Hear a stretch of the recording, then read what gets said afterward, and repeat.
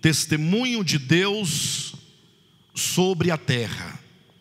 E hoje nós queremos dar continuidade. Para tanto, convido os irmãos a abrirem as Bíblias no livro de Neemias, dentre os livros que compõem o Antigo Testamento. Neemias, capítulo 1. Quero ler com os irmãos os versículos de 1 a 4. As palavras de Neemias, filho de Acalias, no mês de Quisleu, no ano 20º, estando eu, Neemias, na cidadela de Suzã, veio Anani, um dos meus irmãos, com alguns de Judá. Então lhes perguntei pelos judeus que escaparam e que não foram levados para o exílio, e acerca de Jerusalém. Disseram-me: os restantes que não foram levados para o exílio e se acham lá na província estão em grande miséria e desprezo. Os muros de Jerusalém estão derribados e as portas queimadas. Tendo eu ouvido essas palavras, assentei-me e chorei, e lamentei por alguns dias, e estive jejuando e orando perante o Deus dos céus.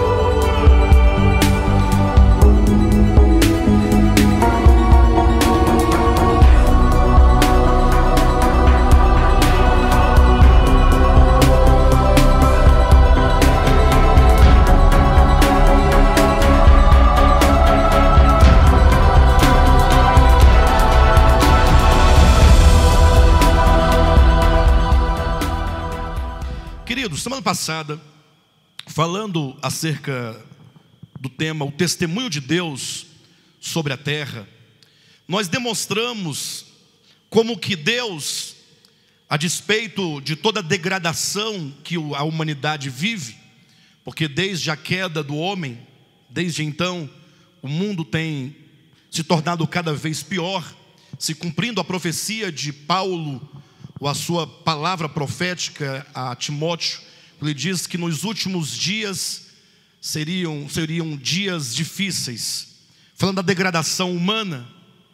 Então, a despeito de toda a humanidade estar em corrupção, em degradação, o fato é que Deus, Ele precisa de um testemunho sobre a terra.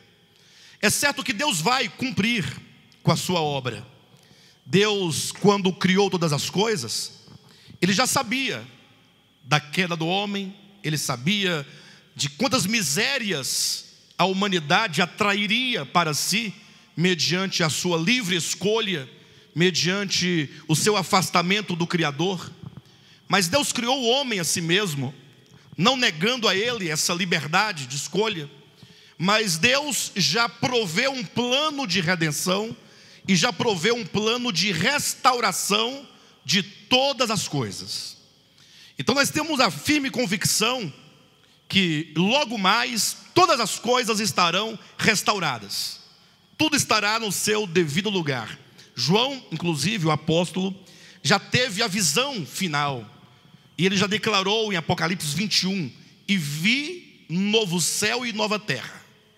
Ou seja, a palavra profética já declara verdadeiramente que Deus vai consumar a história, e o final será quando todos os homens, todos os mundos, todos os seres dos céus, na terra e debaixo da terra, estiverem totalmente voltados e com seus corações convergidos para a pessoa de Cristo.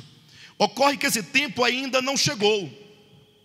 Ocorre que ainda há muitas misérias, que ainda há muita treva. E Deus então, sabendo desse tempo histórico de trevas sobre a terra, Ele proveu, tanto no Antigo Testamento, ou na era do Antigo Testamento, como na era do Novo Testamento, Ele proveu para si um povo, proveu para si um testemunho. Nós temos lá o testemunho dos patriarcas, desde Adão. Temos também o testemunho do povo de Israel no Antigo Testamento e temos o testemunho da igreja no Novo Testamento. O testemunho de Deus, ele significa que Deus coloca um povo seu na terra, não somente para ser o oráculo divino, para conter a verdade, para ser um baluarte da verdade, mas sobretudo para manifestar essa verdade, para viver essa verdade e expressar, portanto, os ricos atributos de Deus. O texto que lemos semana passada fala que nós somos uma nação santa, um povo eleito, um reino de sacerdotes, né, para proclamarmos as virtudes daquele que nos chamou das trevas para a sua maravilhosa luz. Então nós fomos convidados, na semana passada, a olhar para a experiência do povo de Israel, partindo daquele princípio, quando Paulo diz que tudo o que outrora foi escrito, para o nosso ensino foi escrito. Então nós, olhando para a história do povo de Israel, para aprender por meio dos seus erros e por meio dos seus acertos, e para que, vendo a história do povo de Israel, vendo a experiência do povo de Israel, possamos olhar para a nossa experiência, e ao olhar para a nossa experiência, nós identificarmos onde nós estamos errando, e se estamos errando, como corrigir o nosso caminho. Eu tenho certeza que todos que aqui estão, todos que sentem no coração verdadeiramente o chamado de Deus na sua vida, que tem convicção que Deus o chamou, que tem convicção que existe um testemunho de Deus a prestar nessa terra, eu tenho certeza que todos têm o desejo de ser verdadeira testemunha. Tenho certeza que todo cristão verdadeiro tem um desejo de ter em sua vida a manifestação daquilo que Cristo disse: vós sois a luz do mundo, e vós sois o sal da terra. Mas é preciso que nós venhamos a refletir a nossa experiência, e refletindo possamos então corrigir algumas situações. E olhando para a experiência do povo de Israel, nós demonstramos que não basta que haja um povo chamado, não basta que haja um povo separado, como foi a nação de Israel. Ocorre que se essa nação, se esse povo não se atentar para o fato de que eles existem no mundo, e eles foram chamados por Deus e separados por Deus para cumprir com um propósito, de nada vale. A experiência do povo de Israel demonstrou para todos nós que quando existe um povo chamado para representar a Deus, para expressar a vida de Deus, e esse povo ou não sabe ou ignora o seu chamamento, esse povo ele acaba perdendo a razão do seu chamamento, ele acaba perecendo, se perdendo ali no meio da história. Foi exatamente o que aconteceu com o povo de Israel, quando em Daniel capítulo 1 nós demonstramos como que o rei Nabucodonosor, ele teve um plano para destruir o testemunho do povo de Israel. Então Nabucodonosor, rei de Babilônia, inimigo de Deus, tinha um projeto, tinha um plano de tirar o povo de Israel da sua cidade, a cidade de Jerusalém, levar o povo cativo para a Babilônia e lá corromper o povo hebreu de tal modo que eles perdessem a sua identidade. Aí nós relacionamos aqueles pontos, vocês lembram? Primeiramente o rei disse, né, muda-lhes a dieta. Mudando a dieta mudaria organicamente o que eles eram, né?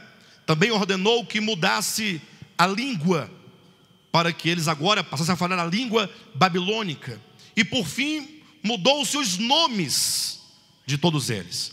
Ou seja, quando se muda a dieta, se muda a língua e se muda o nome, significa que esse povo agora está perdendo a sua identidade.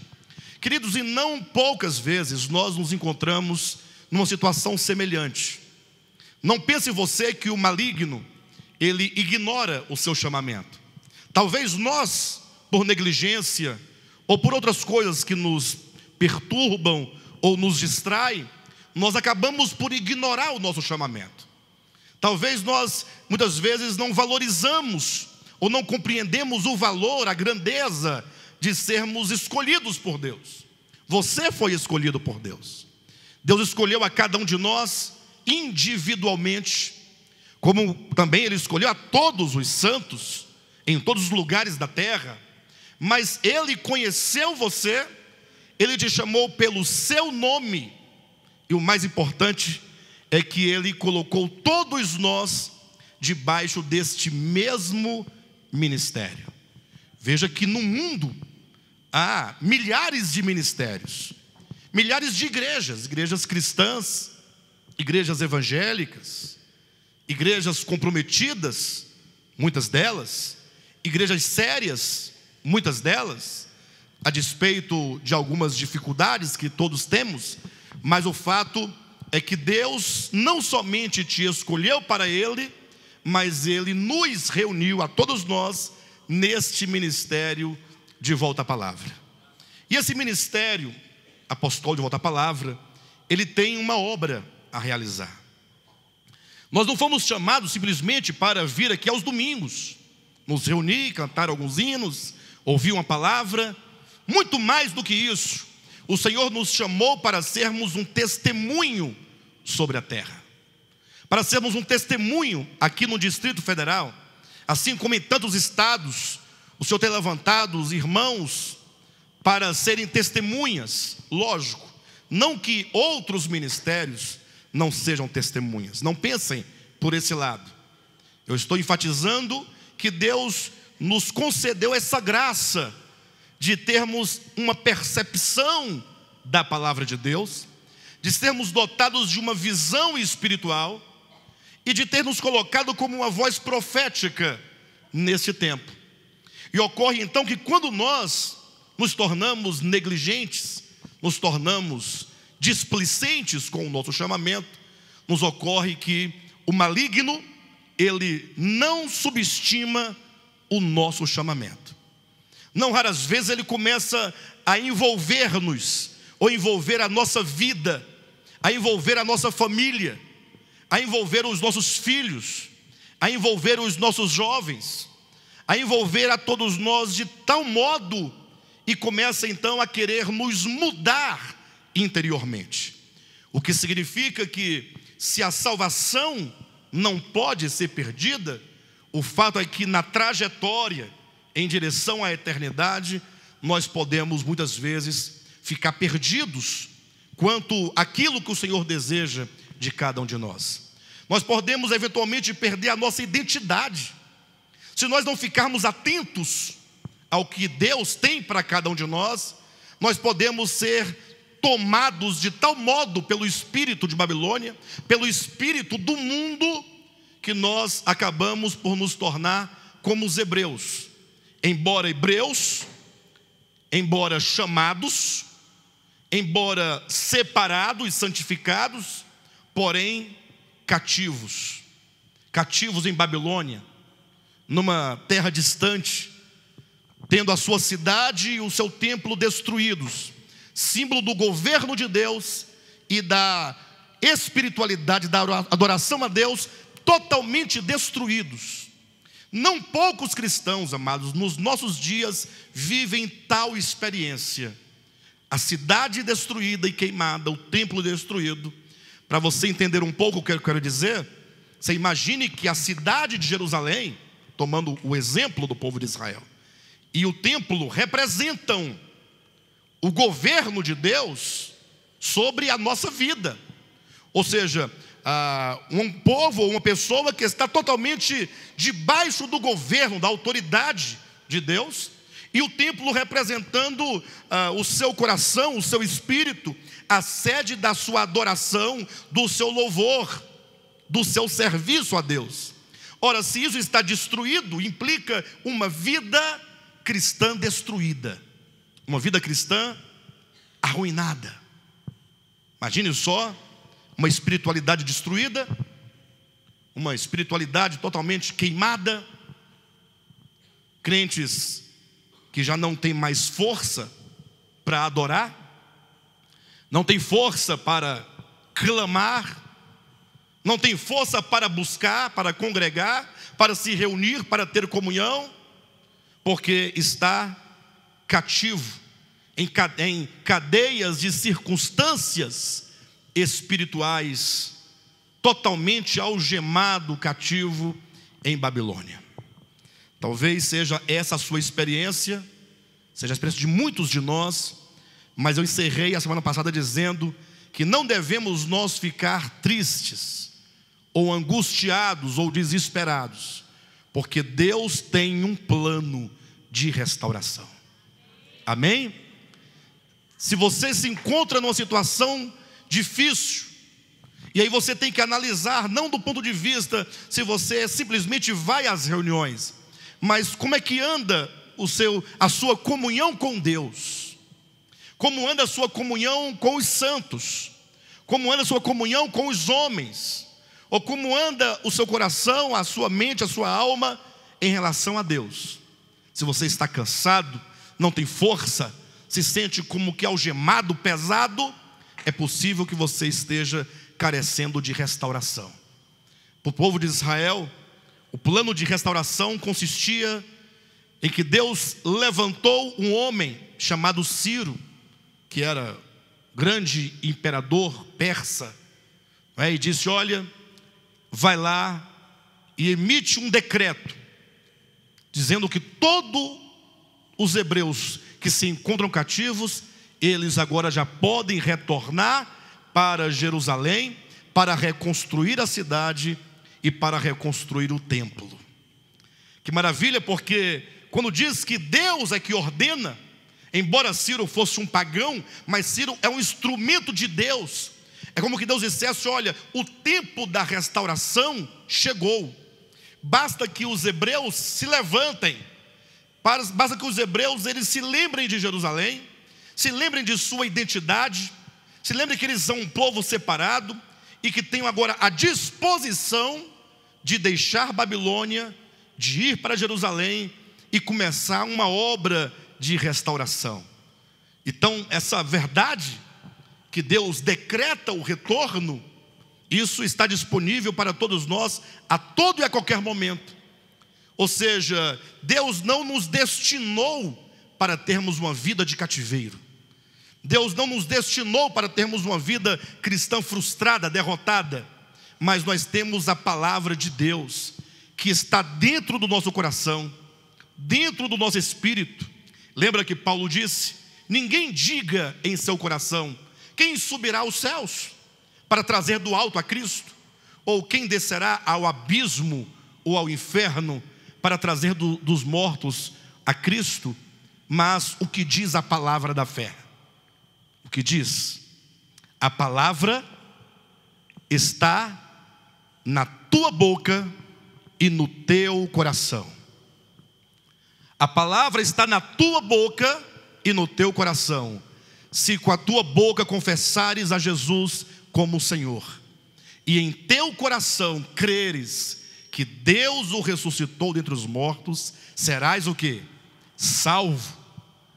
Quem aqui precisa de salvação? Amém? Os demais não precisam de salvação? Pois eu preciso de salvação. Todos nós carecemos de salvação, todos os dias, a todo momento, a toda hora. Se não for o Senhor na nossa vida, nós não conseguiremos e não podemos caminhar. E essa palavra, portanto, é a palavra de Deus que já está disponível, que já está presente, ela está na sua boca, ela está no seu coração. Creia com o seu coração, invoque o nome do Senhor e diga: eu vou retornar para Jerusalém, eu vou retornar a minha vida com Deus, a minha comunhão com Deus, e os muros serão restaurados, e a cidade será restaurada, e o templo será restaurado. O problema é que quando saiu o decreto, nem todos os babilônicos, ou melhor, nem todos os hebreus que estavam em Babilônia quiseram sair. Interessante que estavam cativos, mas depois de 70 anos havia se passado, e eles já haviam constituído famílias ali em Babilônia, já haviam nascido filhos, já tinham construído casas, já estavam trabalhando ali, ganhando a sua vida, já havia esquecido o hebraico, digamos assim, a língua deles, já havia aprendido uma nova língua, já tinha absorvido uma outra dieta, já tinha outros amigos, uma outra cultura, outros costumes. Irmãos, quão difícil é a pessoa deixar Babilônia. Não é fácil, mas entenda que existe certamente muitos motivos e razões para as pessoas se manterem em Babilônia, se manterem cativas. Vão dizer: pastor, eu não tenho força nenhuma. Vão até pedir: pastor, ore por mim, para ver se Deus me tira de lá. Como se porventura Deus não quisesse tirar, como se Deus não quisesse libertar alguém que estivesse sob esse cativeiro. Mas o fato é que, a despeito de toda dificuldade, nós temos algo maior em nós. O exercício da fé é de extrema importância para aqueles que precisam voltar à comunhão com Deus, voltar à vida restaurada de comunhão com o Senhor. Mas o povo hebreu estava em Babilônia e foi proclamado que eles podiam voltar, mas muitos deles permaneceram em Babilônia. Muitos. Lá no livro de Esdras fala que apenas um grupo pequeno de pessoas, das tribos que ali estavam, pessoas que exerciam alguma função importante, eles retornaram. Deus levantou um grupo pequeno de pessoas para retornar para Jerusalém. Dentre eles, Deus levantou Esdras, Neemias, Josué e Zorobabel. O texto que nós lemos agora fala ainda de Neemias, que estava ainda em Babilônia. E veja só o testemunho dele e o coração desse homem de Deus diante desse quadro. Diz assim: veio Anani, um dos meus irmãos, com alguns de Judá.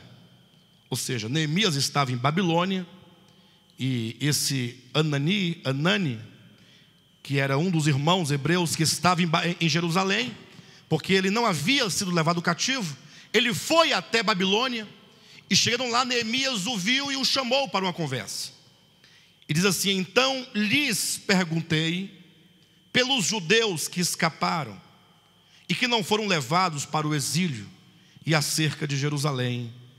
Disseram-me: os restantes que não foram levados para o exílio e se acham lá na província, estão em grande miséria e desprezo. Essa é a situação. Essa era a situação do povo de Deus. Os muros de Jerusalém estão derribados e as suas portas queimadas. Quando Neemias ouviu esse testemunho, diz no versículo 4: tendo eu ouvido essas palavras, assentei-me e chorei, e lamentei por alguns dias, e estive jejuando e orando perante o Deus dos céus. O espírito de Neemias foi despertado para um quadro, para uma situação concreta, em que se encontravam os hebreus cativos em Babilônia, e mesmo os hebreus em grande miséria em Jerusalém. O Senhor hoje em dia está precisando de homens e de mulheres que tenham este mesmo coração de Neemias. Primeiro, um coração que se preocupa com os irmãos. Este é o primeiro ponto. Quando diz: veio Anani, um dos meus irmãos, com alguns de Judá, então lhes perguntei pelos judeus que escaparam e que não foram levados, exilados, e que estão em Jerusalém. Então esse é o primeiro ponto. Você, um homem de Deus, uma mulher de Deus, que tem no seu coração uma preocupação: como estão os nossos irmãos? Não somente os irmãos daqui, desse ministério, mas a igreja de Jesus Cristo. Como estão aqueles que foram chamados para ser o testemunho do Senhor? Qual é a condição real da igreja do Senhor sobre a terra? O Senhor chama hoje pessoas, o Senhor precisa de pessoas que tenham este coração, que possa arder no seu coração essa preocupação com outros. Eu sei que nós vivemos num tempo de muito egoísmo, esse tempo de Laodiceia, um tempo de muita mornidão, um tempo de muita indiferença. Mas entenda que uma vida restaurada implica necessariamente um coração restaurado. E um coração restaurado é um coração como o de Neemias, que tem essa preocupação. Como estão os nossos irmãos? Imagine só que quando alguém fala assim: como é que vai o fulano? Aí vem lá alguém e fala: rapaz, olha, o fulano está em profunda miséria. Como diz o texto, né? Em grande miséria e desprezo. Talvez você ouça uma notícia: sabe o irmão fulano? O irmão Beltrano? Pois é, está em profunda miséria, em profundo desprezo. E não raras vezes, muitas pessoas encontram prazer em saber que o irmão tal não está bem, que o irmão tal está destruído na sua fé, porque me parece que as pessoas, elas vivem para promover a si mesmas em detrimento de outras. E aí, quando encontram uma chance, encontram uma oportunidade, querem vê-lo destruído, até para dizer: bem, se bem que eu avisei, né? Talvez Neemias poderia falar assim: mas bem, eles também não ouviram os profetas, né? Porque não faltaram profetas que Deus enviasse para advertir o povo. E esse é o coração de Neemias, que quando chegaram algumas pessoas lá de Jerusalém, ele perguntou como se achavam os irmãos. E aqui foi dito que ele se achava em grande miséria. Tendo eu ouvido essas palavras, assentei-me e chorei. E lamentei por alguns dias, e estive jejuando e orando perante o Deus dos céus. E Neemias foi buscar a direção de Deus. O que fazer diante da degradação em que se encontrava o povo de Deus? E se você se colocar diante de Deus como Neemias, dizendo: Senhor, como está o teu povo? Como estão os teus filhos? Como estão? Se você começar a pedir a Deus, Deus vai colocar o encargo no seu coração e vai dizer: então levanta-te e vai conduzir o meu povo para Jerusalém, para a reconstrução do templo e para a reconstrução da cidade. Como eu dizia, mas nem todos voltaram, a despeito de Ageu, Zacarias, de Malaquias e mesmo também de Neemias, de Esdras, Zorobabel, Josué terem chamado o povo, nem todos quiseram sair. E aqui há algumas, pelo menos 3 razões porque muitos não desejam sair da condição de cativeiro em que se encontram. A primeira seja a falta de visão acerca do testemunho de Deus. Quando falta visão espiritual, a pessoa não vê motivo de caminhar, não vê razão de proceder. Algumas pessoas, alguns cristãos, eles têm a igreja como uma mera organização. Tudo que ela não é isso para Deus. Mas eles entendem que é apenas um lugar, ou melhor, é apenas um povo que se reúne num lugar debaixo de um teto, onde se canta algumas canções, ouve uma palavra, leva alguma oferta, alguma ajuda, e pronto, eu cumpri com o meu papel religioso. Para essas pessoas, é muito fácil elas estarem no cativeiro espiritual, com a sua vida espiritual destruída, e quando ouve-se o clamor para voltarem, elas falam: não, eu estou bem aqui onde estou. Ou seja, pode pregar, pode falar, pode gritar, pode mostrar texto, pode fazer toda a explicação possível. Muitos vão permanecer indiferentes. Por quê? Por lhes faltar a visão. Irmãos, nós fomos chamados por Deus não meramente para congregar. O congregar faz parte da vida social e espiritual de todos nós. Mas se você entender que você foi chamado do mesmo modo que foi chamado os homens do passado foram chamados, como Paulo foi chamado, lógico, cada um numa escala menor ou maior, mas eu não tenho nenhuma dúvida do meu chamamento. Já tive talvez dezenas de motivos para falar: não, eu não vou prosseguir, não. Eu vou parar, não vou me envolver mais com essas coisas. Eu vou fazer o seguinte, eu vou levar uma vida isolada desse povo. Mas no momento que você tem uma convicção que Deus te deu não somente a fé, mas te deu uma visão espiritual. Os irmãos imaginam a quantidade de pessoas no mundo que são alimentadas com as palavras que saem desse ministério? Você pode olhar aqui e falar assim: mas esse grupo é um grupo pequeno de pessoas. Mas na internet agora tem um número maior do que este nos assistindo. E no mundo inteiro nós temos aí um grupo de pessoas enorme que acompanham na quarta, no domingo, e pelo Projeto Sem Fronteiras acompanha também os estudos. E quantas igrejas têm surgido? Então tem um número enorme de pessoas que têm se alimentado. E você é parte importante desse ministério. Que você possa desenvolver uma visão espiritual acerca da nossa importância no mundo espiritual e a nossa importância enquanto ministério. Quando se falta a visão espiritual, não se tem motivo nenhum para fazer absolutamente nada. Basta você olhar para Saulo de Tarso. Saulo de Tarso, que é mais conhecido como o apóstolo Paulo, né? Saulo de Tarso era um homem que servia a Deus, um servo de Deus, servia a Deus no judaísmo.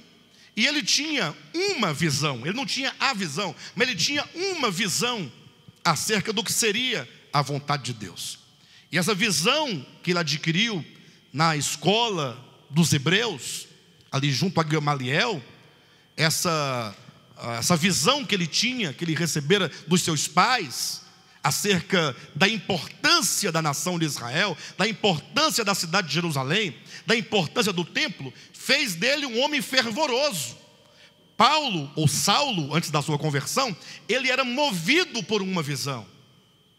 Quando então no caminho de Damasco, todo aquele edifício teológico hebraico foi destruído, que ele caiu prostrado, quando ele se encontrou com Cristo, o Cristo ressuscitado ali em Damasco, uma nova visão foi instaurada no coração dele.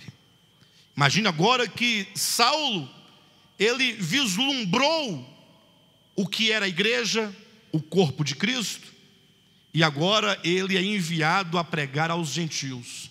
Não sei quantos irmãos já leram as epístolas de Paulo, assim como Atos dos Apóstolos, na perspectiva de observar quantos sofrimentos, ou por quantos sofrimentos ele passou. Inúmeros sofrimentos.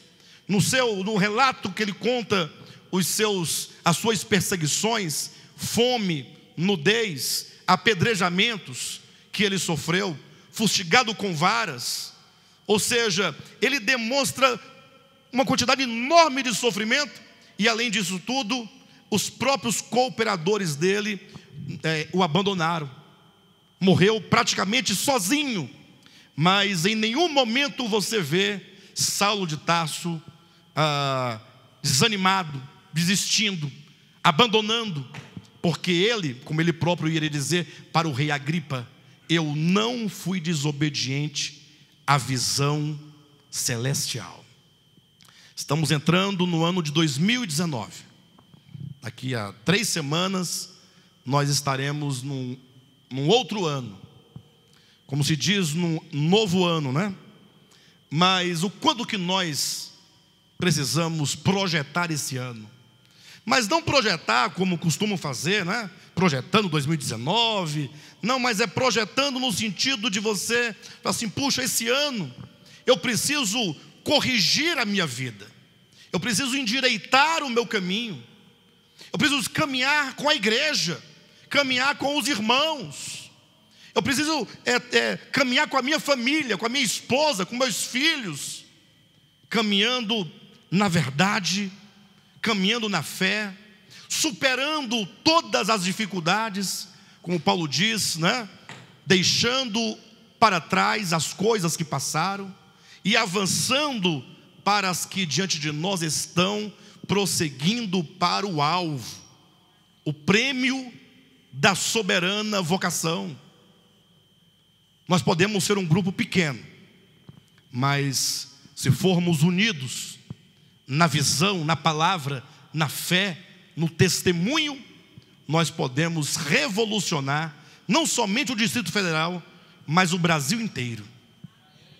Ora, apenas 11 apóstolos, ou 12 com o apóstolo Paulo, e alguns outros discípulos, um total de 120 pessoas, eles revolucionaram o mundo antigo. Por que nós não podemos? Mas para tanto é preciso uma visão espiritual. Você pode orar a Deus dizendo: Senhor, dá-me uma visão clara acerca do meu chamamento e dá-me uma visão clara acerca do ministério da nova aliança. Como que Deus nos fez ministros para podermos apregoar a verdade ou as realidades espirituais conforme reveladas na pessoa de Jesus Cristo. Deus nos confiou a palavra orgânica. Os irmãos não sabem o quanto isso é grande, o quanto que isso é poderoso. Quando nós começarmos nós mesmos a experimentar essa palavra, tudo vai mudando dentro de nós. E agora Deus confiou a mim e a você. Olhe para vocês verem a quem Deus confiou a palavra orgânica. Não sei quantos estão claros aqui do sentido que eu quero dizer com palavra orgânica. Porque vocês imaginem que em 1517, Deus levantou os reformadores com uma palavra de reforma, uma palavra teórica, uma palavra doutrinária. Naquele tempo, a grande necessidade era de estabelecer os conceitos corretos, em detrimento aos conceitos equivocados da igreja romana. Era preciso haver doutores ali para poder fazer uma nova leitura, fazer uma revisão e estabelecer uma doutrina numa perspectiva ortodoxa. Mas 500 anos se passaram, e depois de 500 anos o Senhor levanta um grupo de pessoas, e tem levantado em outros lugares, não é somente nós, mas relativamente a toda a cristandade, nós somos um número muito significante, mas Deus nos levantou para falar: olha, agora é preciso tomar essas verdades doutrinariamente corretas, as verdades ortodoxas, acerca da redenção, acerca da igreja, corpo de Cristo, acerca do novo nascimento, acerca da queda, acerca do pecado. Vejam, e agora tomar todas essas verdades e demonstrar como que essas verdades estão vivas dentro de todos os homens. Que maravilha! Isso é de uma grandeza. Deus está chamando hoje pessoas para se levantarem e se aperfeiçoarem nesse entendimento, para viverem esta palavra e para pregarem essa palavra. Pessoas que sejam dotadas de uma visão espiritual. Para tanto nós temos os estudos, nós temos o querigma, os estudos de quarta-feira. Então, esse é o primeiro ponto. Muitos dos hebreus não retornaram por lhes faltarem visão espiritual acerca do testemunho de Deus. Uma segunda razão é o conformismo com o presente século. No caso deles, lógico, eles estavam já estabelecidos na terra, 70 anos no lugar. Imagine você, se a sua casa foi destruída, sua casa foi queimada, você foi levado para outro país, para uma outra nação, seu povo, muitos deles já morreram, e você agora está numa cidade distante, num país distante, e lá você já passou 70 anos, já gerou filhos, já contraiu casamentos, já aprendeu os costumes, já se instaurou economicamente naquele lugar, está tão bem. De repente alguém fala assim: olha, é hora de retornar para a Babilônia. Deixa tudo para trás, deixa casa, deixa trabalho, deixa dinheiro, deixa tudo, e vamos começar tudo de novo. Vamos para Jerusalém, pegar aquelas pedras queimadas, vamos limpar, uma por uma. E vamos começar a edificação dos muros, depois a edificação da cidade. Imagine só você lá, irmão, não tem como chamar outra pessoa não.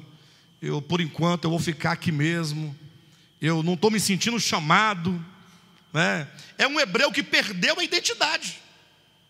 Ele perdeu a identidade. E ele está totalmente conformado com a sua vida ali em Babilônia. E trazendo para nós, nos lembramos do texto quando Paulo fala assim: olha, não vos conformeis a este século. Irmãos, com quanta facilidade nós nos acomodamos. Até porque nós vivemos numa era de comodismos. Comodismos. Você veja, vivemos numa era tecnológica. Hoje em dia, com celular de alta tecnologia, internet, WhatsApp, Facebook, TV a cabo, carros dos melhores, e envolvido com estudos, com trabalho e com tanta coisa para fazer, nós vamos nos envolvendo em tantas coisas deste mundo. E olha que muitas vezes são coisas lícitas.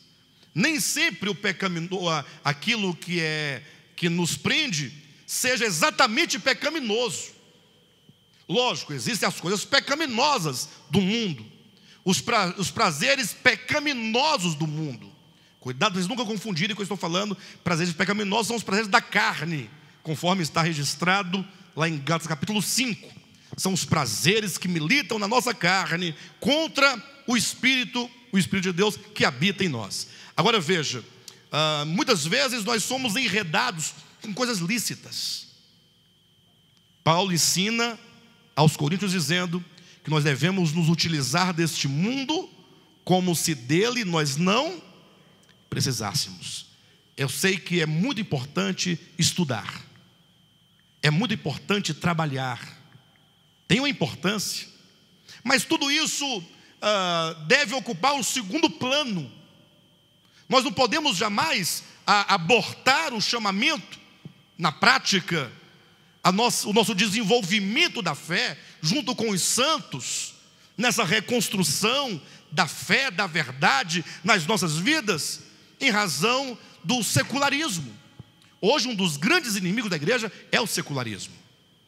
Imagine que Cristo disse numa profecia, apontando para os dias atuais, ele falou assim: olha, quando os dias da vinda do Filho do Homem será como nos dias de Noé, comiam, bebiam e casavam-se, e davam-se em casamento. Será também como nos dias de Ló, plantavam e edificavam. Eu pergunto, onde está o pecado em tudo isso? Plantar, edificar, comer, beber, casar-se. Algum pecado nisso, irmãos? Não há nenhum pecado. O problema é que quando Jesus toca nesse ponto, ele fala assim, que o povo no tempo de Noé e no tempo de Ló, envolvidos com essas coisas, não se atentavam para a iminência do juízo que se aproximava. Ou seja, quando as coisas lícitas, elas nos enredam de tal maneira que nós não nos importamos com a era profética em que vivemos, ou seja, nós não conseguimos refletir, pensar, discernir o tempo, e ficamos então vivendo somente para sobreviver nessa terra, e essas coisas então se tornam pecaminosas, porque elas nos afastam do Deus vivo e do Deus verdadeiro. O secularismo fala de tudo aquilo que é próprio desse século, sejam as coisas perversas ou as coisas que nos prendem e nos impedem de avançar. Então não somente a falta de visão e o conformismo, mas também um detalhe muito impressionante. Eu quero que vocês abram sua Bíblia comigo lá no livro de Ageu, capítulo 1. Uma das coisas que nos impedem de avançar em direção à nossa restauração são os próprios interesses. Olha o que aconteceu no povo de Israel naquele tempo. Deus levantou o profeta para advertir o povo que deveria edificar a cidade, até mesmo aqueles que voltaram para Jerusalém. Olha o que diz: Assim fala o Senhor dos Exércitos. Este povo diz: não veio ainda o tempo em que a casa do Senhor deve ser edificada. Então imagine que mesmo aqueles que retornaram para Jerusalém diziam: não é ainda o tempo de edificar a casa de Deus. Pastor, mas eles não haviam voltado para Jerusalém? Mas aqui está a grande questão. Eles haviam voltado apenas fisicamente. Eles não haviam voltado para o propósito de Deus nos seus corações. Assim como o povo de Israel saiu do Egito, lá atrás na história deles, foram libertos da escravidão do Egito, mas continuaram escravos do Egito no deserto onde se encontravam. Eles morreram no deserto porque, tendo saído do Egito, o Egito nunca saiu do coração deles. Ou seja, não é apenas uma questão de sair geograficamente.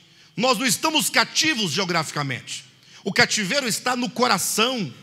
Tendo muitos voltado para Jerusalém, falavam: não é esse o tempo. Em outras palavras, Deus não vai fazer isso por agora. Versículo 3: veio, pois, a palavra do Senhor por intermédio do profeta Ageu, dizendo, olha a palavra de Deus dizendo, versículo 4: acaso é tempo de habitardes vós em casas apaineladas, enquanto esta casa permanece em ruínas? Ou seja, o povo estava priorizando a sua própria casa em detrimento à casa de Deus. Lógico que eles tinham que também construir suas próprias casas. Eles não estavam voltando? Não tinha que cada um construir sua própria casa? Mas havia uma casa comum, que era a casa do Senhor, em termos do Antigo Testamento. Mas aí cada um falou: não, vamos construir nossas casas, e quando acabarmos, vamos construir a casa de Deus, que era o templo. Aí cada um construiu a sua casa. Mas aí não bastava que construísse, eles agora tinham que fazer os acabamentos da casa. E fazendo os acabamentos, começaram então agora a mobiliar as suas casas. E nunca cessava a construção, a edificação de suas próprias casas. Nunca. Eles começaram, mas... E a casa do Senhor? Não é ainda o tempo. Calma, porque vai chegar o tempo. Na hora certa, Deus vai falar. E aí Deus falou por meio de Ageu: e porventura é tempo de habitardes vós em casas apaineladas, enquanto esta casa permanece em ruína? Ora, pois, assim diz o Senhor dos Exércitos: considerai o vosso passado. Tendes semeado muito e recolhido pouco. Comeis, mas não chega para fartar-vos. Bebeis, mas não dá para saciar-vos. Vestivos, mas ninguém se aquece. E o que recebe salário, recebe para pô-lo em saco ou num saquetel furado. Em outras palavras, é como que Deus dissesse: vocês observam que quanto mais vocês lutam e mais batalham, vocês nunca estão satisfeitos. Nunca há uma satisfação. Assim é o coração do homem. Quantas vezes a gente ouve: não, pastor, agora eu estou passando uma fase difícil, mas nós vamos completar essa fase e nós vamos firmar. E aquela fase passa e surge uma nova fase. Aquele empreendimento acaba, surge um novo empreendimento. E assim é o coração do homem, enganoso. É preciso que nós entendamos que nós somos chamados para restaurar. Se no Antigo Testamento a cidade e o templo de Jerusalém eram físicos e literais, hoje a igreja do Senhor, ela é esse templo de Cristo. Ou seja, nós primeiramente precisamos de restaurar as nossas vidas, cada um de nós. Esse ministério não tem outra razão de ser. Primeiramente, nós termos uma experiência de restauração. Cada um de nós, começando por mim, pelos pastores, pelos obreiros, por todos vocês, e uma vez nós ajustados pela fé, firmados na graça, cheios da palavra de Deus, sermos uma voz, como a voz de Ageu, para profetizar à igreja do Senhor Jesus, a todos os nossos irmãos que ainda não compreenderam verdades fundamentais e que ainda poderíamos dizer, como disse Anani, disse lá a Neemias, né? Irmãos que estão em profunda miséria e totalmente degradados. Eu quero, em nome de Jesus, ser primeiramente restaurado. Eu preciso. E uma vez restaurado, eu quero ser uma bênção para os nossos irmãos. E você? Você quer uma vida restaurada? Em nome de Jesus? Para que você seja uma bênção para todos os nossos irmãos? Então, o segredo é somente nós nos levantarmos, desenvolvermos uma visão. Peça para Deus tirar todo o embaraço do secularismo, todo o nosso interesse que não seja demasiadamente contrário à obra de Deus, para que haja um equilíbrio. E eu tenho certeza que o Senhor já está realizando aquilo que Ele quer realizar. Amém?